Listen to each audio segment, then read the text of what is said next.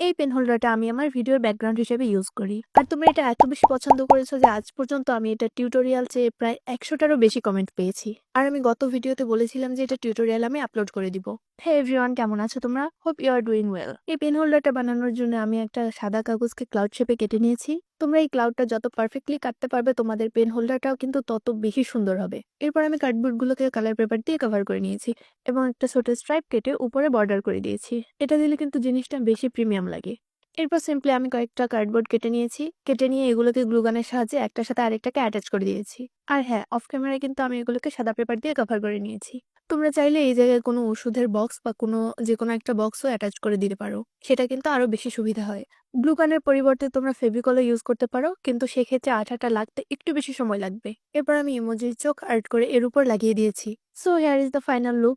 So এটা আমার কাছে এক্সট্রা হয়ে গেল, এটা আমার আর লাগছে না। এটা কার কার লাগবে আমাকে কমেন্ট করে জানিয়ে দাও। তোমাদের কমেন্ট থেকে আমি যেকোনো কাউকে এটা দিয়ে দিব। See you in my next video. Bye by.